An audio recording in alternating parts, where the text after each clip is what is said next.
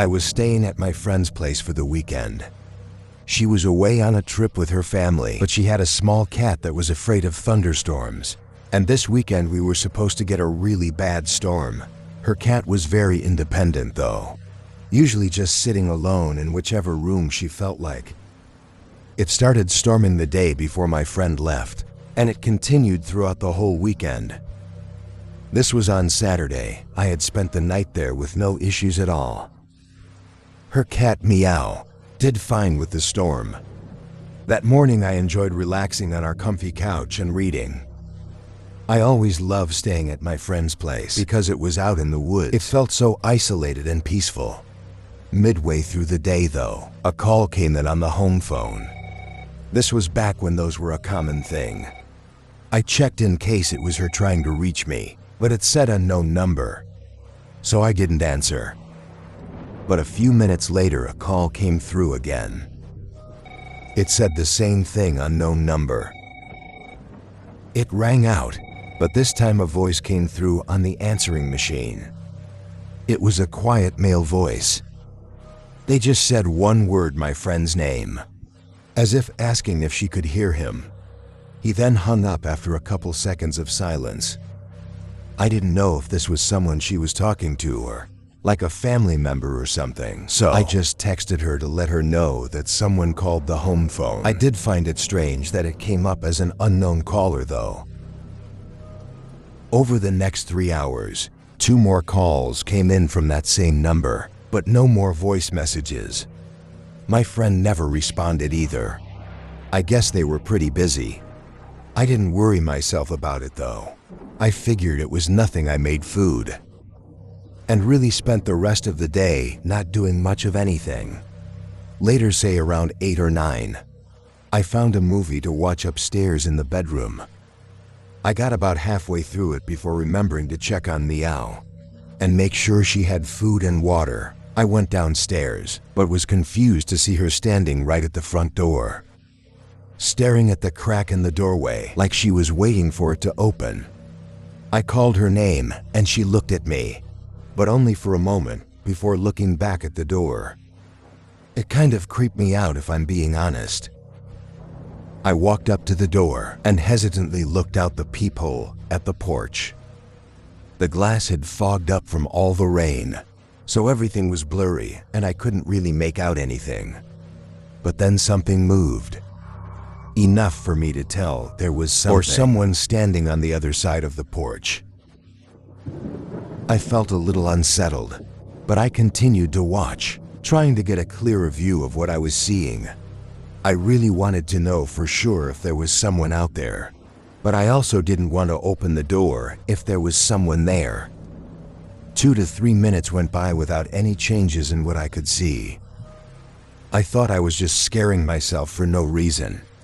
After all, if someone was out there, they would have knocked on the door by now. I left the door to go check on Meow's food and water and grab myself some snacks for the movie. When I passed by the door again, Meow wasn't there anymore. I looked out just to double check and something looked different. It was still fogged up and blurry, but one of the shapes I saw wasn't there anymore. Like it just disappeared. Was there really someone standing there the whole time? Feeling off about everything, I picked Meow up and brought her to the bedroom with me. I turned the movie back on and sat on the bed. The whole time the movie was playing, I couldn't shake a really unsettling feeling I had. 30 minutes went by when suddenly, Meow jumped off the bed and walked up to the bedroom door. She didn't scratch at it or look back at me like she wanted to go out. She just stared at the crack in the doorway, exactly the same as she did at the front door, like someone was out there. My heart immediately started racing. I called her name in a shaky voice, but her focus was locked on the door. I got up from the bed and quietly walked over, then leaned my ear against the door. I couldn't hear anything. I then crouched down and peered under the crack between the floor. My whole body aggressively shot back. There was someone standing right outside the door, just a couple inches away. My eyes immediately looked at the doorknob. I had never even locked it. I snapped the lock down, and almost right away, the person on the other side ran away from the door. They went downstairs where I could no longer hear anything. I called 911, then called my friend. By the time cops got there, the house was empty and nobody was around. With all the information, it seemed that the intruder was likely a stalker, probably the same one who kept calling. So they tried to trace the phone number, but had no luck. It was pretty much left at that. I feel bad for my friend because whoever that man was, he was definitely stalking her and not me. I don't know if it was just a coincidence that they showed up during the weekend she was gone, or if they were trying to break into what they thought would be an empty home. After all, I never answered the phone, so they probably were confident the house was empty maybe. They were planning to wait and catch her off guard when she eventually got back from vacation. We never found out who they were or what they were doing.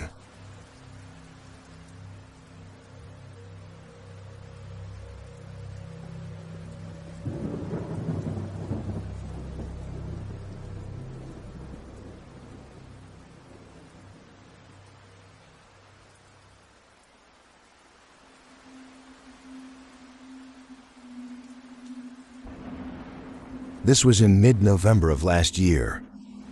I had just gotten laid off due to budget cutting at the office. Luckily, I had some money saved up to cover for me while I searched for a new job. For several weeks, I was stuck at home, just looking through lists of job openings on my laptop. After the first 2 weeks, though, I started to get a bit impatient. I applied to pretty much every position I was interested in, and I hadn't gotten a single response. I ended up trying to look on different websites from the usual ones. One of them, I had a bit more luck on finding a few new ones to apply to. And later in the day, I finally got an email from one of them. The manager introduced himself as Zach, and in the email he said his schedule was pretty packed, but he wanted to get an interview with me that night if possible. I wasn't fully prepared, nor did I feel comfortable enough to ask why it had to be tonight. But I definitely didn't want to let this slip by without trying.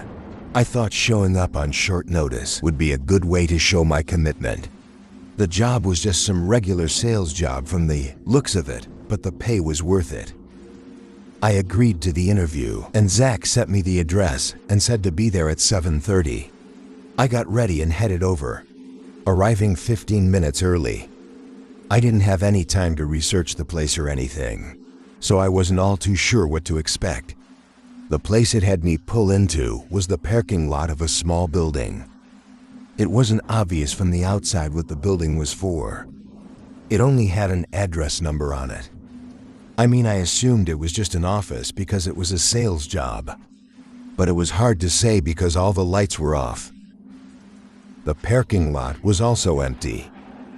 Something felt wrong. I checked the address again and looked it up, and it came back to the same spot. The building had no name on Google either. I called the phone number attached to the email that Zach sent me. He didn't pick up. I called a couple more times and still got no answer. I waited until 15 minutes past the scheduled time, then decided to leave. Dark, empty building with nobody in the parking lot, and getting no reply from the interviewer. The whole thing felt sketchy, and in hindsight, I should have been more aware to the possibility. I drove home. I was upset about the waste of time, but overall I just wanted to move past it. I told myself I'd stick with the regular job search websites and would continue the search in the morning. I wasn't sure if Zach gave me the wrong address on accident or what really happened, but I didn't waste more of my time thinking about it. I grabbed a beer from the fridge and sat on the couch, cracking it open and turning on the TV. With no job, I had no bedtime, so I pretty much just chilled on the couch until I felt sleepy. Throughout the hours, though, I kept hearing something upstairs, just like a creak in the ceiling. I checked out the window a couple of times to see if it was windy outside, but it wasn't at all. The creaking didn't concern me really. It didn't sound abnormal by any means. I think I got tired around 10 p.m. I shut off the TV and the downstairs lights, then walked upstairs to the bedroom. The last thing I remember was getting in bed and laying down, falling asleep really quickly before suddenly I was awake again.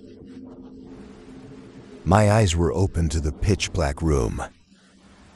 As I laid there, I heard that same creak sound that I'd been hearing. It was close to me, like somewhere on the other side of the room.